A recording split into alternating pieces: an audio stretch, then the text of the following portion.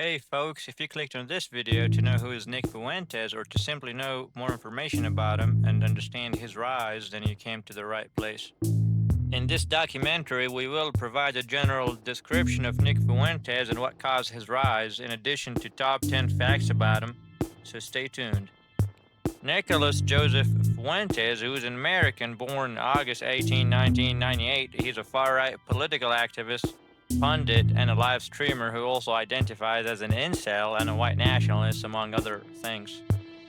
He is one of the many people who are on 4chan, which, if you don't know, is a website known to host people with these sort of beliefs, often because these beliefs are censored and shunned from the wider society and most of the surface internet. While Nick is no doubt an intelligent and courageous young man who seems to have a natural strong leadership skills, believe it or not, his rise to prominence is not actually due to his skills or talents, even though it definitely helped him along the way.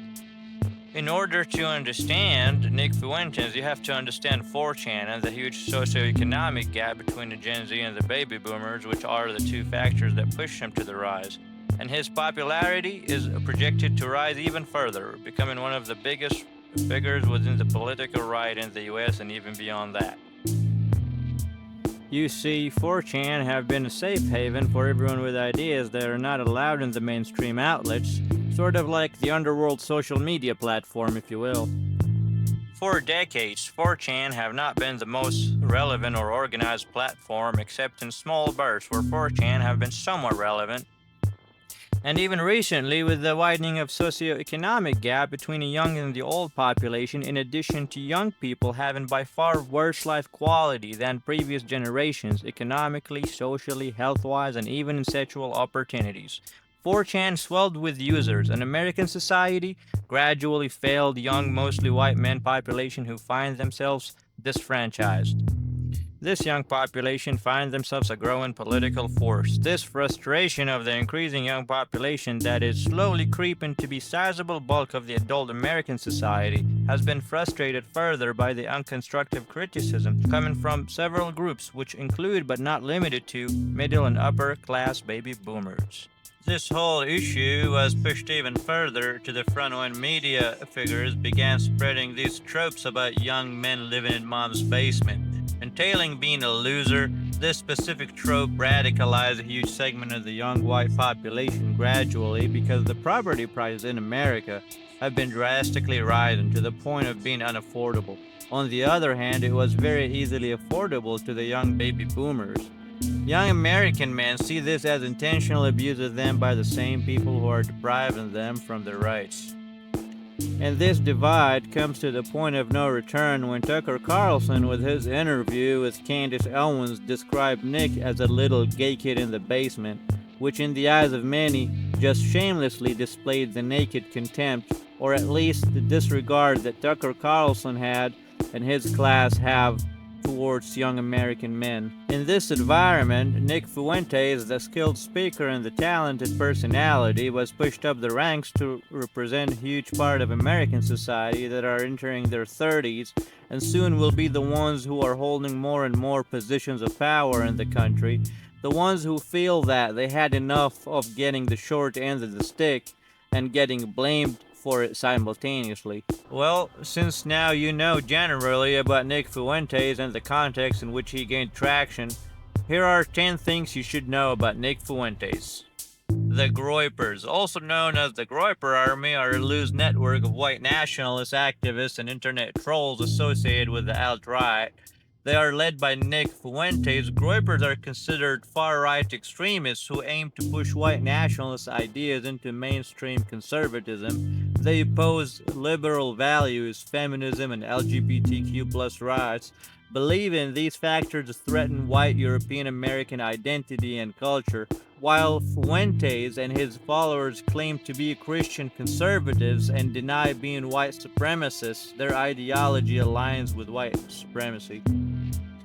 Groypers are named after a cartoon frog named Groyper, a variant of the internet meme Pepe the Frog. Groyper is depicted as a rotund, green frog-like creature, often sitting with his chin resting on his interlocked fingers. In 2018, a group of computer scientists studying hateful speech on Twitter observed the Groyper image being used frequently in account avatars among accounts identified as hateful in their dataset. The researchers observed that the profiles tended to be anonymous and collectively tweeted primarily about politics, race, and religion. They also found that the users were not lone wolves and could be identified as a community with a high network centrality. The same year, Right Wing Watch reported that Massachusetts congressional hopeful Shiva Ayyadurai had created a campaign pin featuring a variation of Groyper image, which RWW described as an attempt to appeal to far-right activists on 4chan, Gab, Twitter, who had adopted the meme. Fuentes' followers began to be known as Groypers beginning in 2019. Nick meeting with Donald J. Trump. On November 22, 2022, Donald J. Trump hosted Fuentes and Kanye West for a dinner at Trump's Mar-a-Lago residence at Florida. The meeting was at West's request. West said that Trump, quote, really impressed with Nick Fuentes, end quote. Trump released a statement saying that after contacting him earlier in the week to arrange the visit, West, quote, unexpectedly showed up with 3 of his friends whom I knew nothing about, end quote, with whom Trump dined, and that the, quote, dinner was quick and uneventful, end quote. Trump further elaborated several days later that he met with West to, quote, help a seriously troubled man who just happens to be black, who has been decimated in his business and virtually everything else, end quote. Trump also acknowledged advising West to drop out of the race. Fuentes deplatforming. Fuentes has been deplatformed from various social media websites, payment processors, and other services. In January 2020, Fuentes' YouTube channel was demonetized and one of his videos was removed by YouTube as a violation of their hate speech policies. Fuentes had previously been banned from Twitch and from Reddit. On February 14, 2020, his YouTube channel was terminated for violating policies on hate speech. In January 2020, Time reported that Fuentes was the most viewed live streamer on DLive platform. DLive was criticized for allowing Fuentes to use their platform. Following the January 6 United States Capitol attack, his DLive channel was subsequently suspended permanently for, quote, inciting violent and illegal activities, end quote. According to ABC News, in March 2021, Fuentes had been suspended from, quote, almost all, end quote, social media platforms. Fuentes claimed that his bank account has been frozen, that he had been placed on a federal no-fly list, and that he had been banned from Airbnb, Facebook, and Instagram. Fuentes described these actions as, quote, overt political persecution, end quote. Twitter was among the last mainstream social media sites to ban Fuentes, indefinitely suspending his verified account in July 2021. He has also been banned from financial and e-commerce services including PayPal, Venmo, Patreon, Shopify, Stripe, Streamlabs, and Coinbase. January 25, 2023, his verified Twitter account was briefly reinstated, according to Hannah Gase, a senior researcher at the Southern Poverty Law Center. He immediately praised Adolf Hitler and the Unabomber and declared, quote, Jews run the news, end of quote. Twitter banned him again the next day. In December 2021, the social media platform Getter permanently suspended Fuentes. The site received backlash from Fuentes' fanbase as well as from the American politician Wendy Rogers, who wrote, quote, what is the point of free speech alternative to Twitter that does not even honor free speech, end of quote. Getter subsequently banned all the use of the word Groyper on the platform. Collaboration with Alex Jones and the reinstatement on Twitter. Following the deplatforming from major providers such as Twitter, YouTube, Facebook, Instagram, and DLive, Fuentes collaborated with Alex Jones to launch his own live streaming platform, Cozy.tv, in October 2021. According to leaked text messages obtained by the Southern Poverty Law Center's Hogwatch, Millie Weaver, an employee of InfoWars, previously warned Jones against partnering with Fuentes, alleging that several of his associates were informants for the Federal Bureau of Investigation, that partnering with him would negatively impact the sales of Jones' line of dietary supplement. On May the 2nd, 2024, Elon Musk said that he would reinstate Fuentes' X account, quote, provided he does not violate the law and let him be crushed by the comments in the community notes, end of quote. Musk stated, quote, I cannot claim to be a defender of free speech, but then permanently ban someone who has not violated the law, no matter how much I disagree with what they say, end of quote. Musk addressed backlash by those who expressed concerns about platforming Fuentes' ideas by stating, quote, it is better to have anti-whatever out in the open to be rebutted than to grow simmering in the darkness, end of quote. Upon the X announcement, the Anti-Defamation League issued a statement condemning Fuentes. Fuentes' account was reinstated on May 3, 2024. Nick's conflict with Sneeko. Nick's conflict with Sneeko started like so many influencer friendships do these days, with collaborations, banter, and the glow of shared ideology. Sneeko and Nick Fuentes were not just two random streamers, they were both lightning rods in their own way. Provocateurs, lightning fast with the hot take and unafraid of controversy. For a while it worked. Sneeko, charisma, and Fuentes' calculated rhetoric fit together like two jagged puzzle pieces that somehow locked. But then came the kick ban. One moment Sneeko was streaming to his audience, the next his channel was gone. Just like that, months of work vanished behind the cold, polite wording of a platform enforcement notice.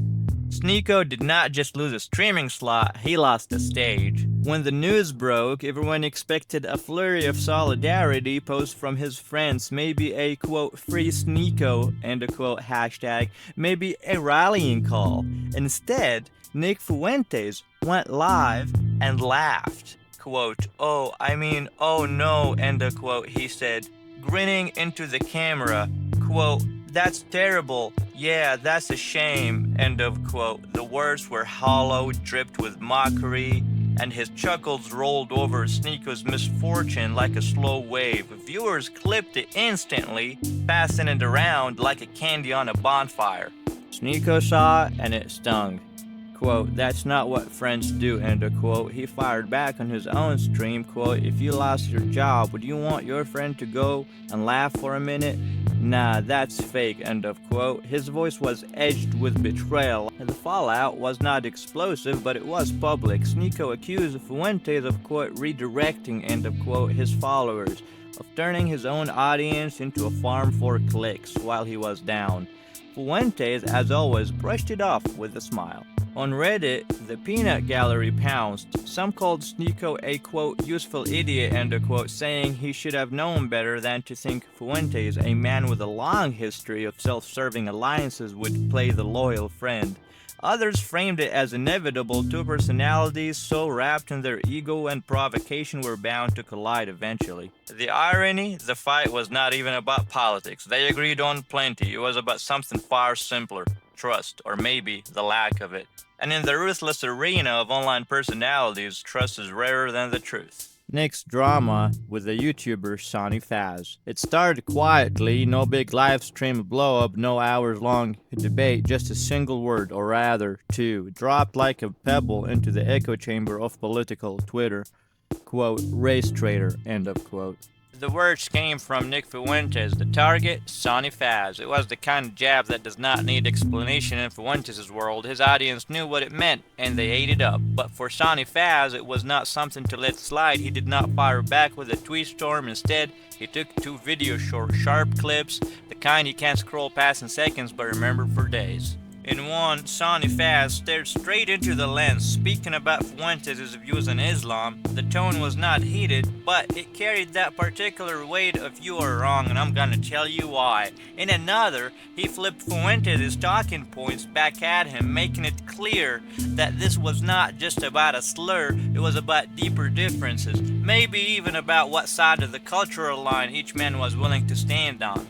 There was no official debate, no agreed upon rules of engagement. This was social media trench warfare, a jab here, a rebuttal there, the occasional sarcastic reel thrown like a grenade into the opposing camp. The funny thing, outside of their corners of the internet, most people did not even know it was happening. There were no headlines, no podcasts dissecting every second, but inside their worlds, the shots were loud enough. The youngest speaker at a white nationalist conference, it was the spring of 2018, and the barroom smelled faintly of coffee, carpet cleaner, and the quiet nervous energy of people who don't meet in public very often. Outside in the Virginia air, protesters were already gathering, holding cardboard signs with angry slogans in black marker. Inside, the crowd was overwhelmingly older, gray-haired men in blazers, women in muted dresses, and smattering of middle-aged activists who knew each other by first name. Then walked in Nick Fuentes. He was 19, barely out of high school, no wedding ring, no career history, no long resume of political organizing, just a reputation for sharp, internet-born rhetoric and an ability to rally young men online. He looked like he could have been on his way to college debate tournament, not standing backstage at American Renaissance, one of the most infamous white nationalist conferences in the United States.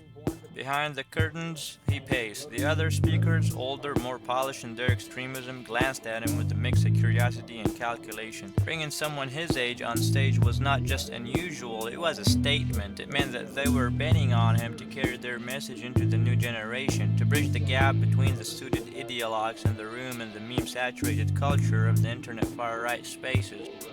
When his name was called, he stepped into the spotlight. The applause was polite, but the real reception came later, online. Clips of his speech made their way to Twitter, Telegram, and the web's darker corners. Some hailed him as the, quote, future, end of quote, of the movement. Others criticized the gamble, wondering if putting a teenager in that position was reckless. But to Fuentes, it was just a confirmation. At 19, he had just been handed a seat at the grown-ups tables of the movement that thrived on visibility, controversy, and the sense of being on the edge of history. The moment was not just a speaking gig, it was a coronation of sorts, one of that cemented his trajectory from high school conservative to one of the youngest faces of America's most notorious far-right circles. The armed homicide suspect showing up at Fuentes' door during a live stream. It was just another late-night broadcast for Nick Fuentes, the kind where the blinds were drawn, the desk lights cast a perfect ring of brightness in his face, and the background glowed with his carefully arranged set. His audience knew the drill, a mix of political rants, jokes, and a sense that anything could happen on stream. Now, what no one has expected was the knock. It was not polite, it was not the kind of tap a fan might give if they'd found his apartment. It was a firm, deliberate, the kind of knock that makes your stomach twist before you have even stood up. Fuentes froze for a second. You could hear the hesitation in his voice as he broke from his sentence mid-thought. The chat window in his stream exploded in question mark emojis. Off camera, he moved towards the door. That's when things got really strange. Standing there, according to police reports later, was a man already wanted for a triple homicide. He was armed. The details are still murky, but Fuentes later claimed the man had come specifically for him, a kind of targeted threat that seemed to turn the conspiratorial paranoia of his rhetoric into real life. For a few seconds, the live stream was just silence and the faint ambient hum of the electronics. Then the feed cut entirely. What happened next never made it to camera. Neighbors later recalled the wail of sirens and the heavy stomp of tactical boots on concrete. Within minutes, the police swarmed the area and the suspect fled, but not far, just blocks away. But there was a confrontation and gunshots. The man was killed by the police. By the time Fuentes came back online, the story had already started spreading. His viewers treated it like proof of everything he's been warning about: shadowy enemies, political persecution, danger at his very doorstep. He used that moment to announce that he'd be relocating, citing safety concerns. For some, it was a chilling reminder that online popularity can bleed into real-life danger without warning. For Fuentes, it became part of his legend, the night the internet battles came pounding at his door.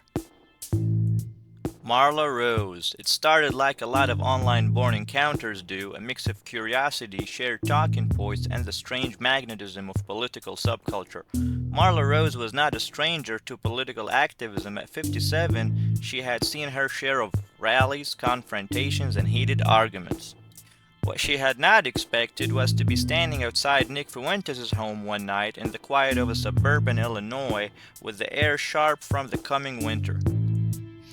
Exactly what brought her there is still hazy. Both sides have their version, but the moment the door opened, the tension in the air was instant. From Fuentes' perspective, this was an incursion, maybe even a threat. From hers, it was a confrontation that did not need to turn violent. Words were exchanged, quick, jagged, and calculating. Then came the pepper spray. Fuentes allegedly lifted the canister and fired. The chemical mist hit her face in a burning wave, stinging eyes, skin, and lungs. Before she could fully react, there was a movement, a push, sudden and forceful. She stumbled backward, feet dangling on the steps. The world tilted, and then she was on the ground at the bottom of the stairs, grasping, her vision blurred with tears. Police reports later documented the incident and the judge stepped in. The court's order was clear: no contact between Fuentes and Marla Rose, no calls, no messages, and no visits. For Fuentes' critics, the story became a dark story in the broader portrait they'd been painting of him: impulsive, aggressive, capable of crossing lines when challenged. For his supporters, it was something else entirely, a moment spun with skepticism, framed as self-defense or an exaggerated claim. But whatever the truth is in those few chaotic minutes, the facts remained: an activist, a live stream star, a suburban stairwell, and an incident that blurred the line between digital wars and the real-life harm. And last but not least is the most crazy theory that circulated most recently: is Nick a Fed? In the shadowy corners of the far-right internet, rumors have a way of growing legs. One of the loudest whispers in recent years has centered on Nick Fuentes, the young, outspoken personality who rose from livestream obscurity to become a lightning rod in the American politics.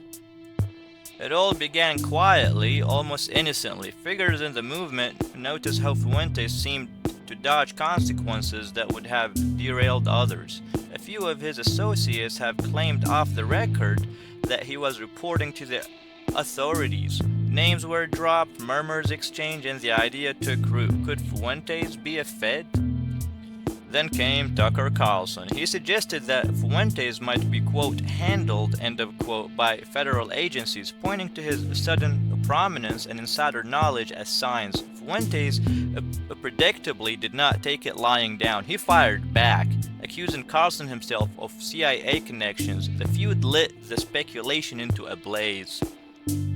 Leaked documents only fanned the flames. In 2023, a file surfaced with a cryptic note, quote, Nick, Fed, FBI, end of quote. Whether an error or something more sinister, the internet dissected it endlessly. Forums and social media buzzed with theories, from clever manipulation to full-on government infiltration. Then a darker theory emerged. Some far-right observers began to whisper that Fuentes was not just being monitored, he might be actively used to lead followers into traps, guiding them into situations where law enforcement could arrest them. Every rally he promoted, every call to action, every public speech became a potential snare. To his critics, the young provocateur might not just be surviving the chaos, he could be orchestrating it for others, intentionally or otherwise. But through it all, there was no proof, just glimmers of possibility, circumstantial oddities, and the fertile imagination of online communities hungry for drama. In the world of Fuentes, every glance, every connection, every sudden rise could be a calculated move, or merely a coincidence. And so the story persists, whispered in the chat rooms and meme threads. The young provocateur who may or may not be playing for a team federal, even as he riles up the very movement that questions him and possibly guiding them straight into authorities' waiting hats. Did you find an inaccuracy or a mistake in what was said? Please comment down below so other people could benefit too. The information provided is from my personal knowledge and research to the best of my ability. My content is authentically made by myself, using my own voice and no AI, so if you like my content, help my young channel grow so I can produce more content to your liking by subscribing and hitting a thumbs up.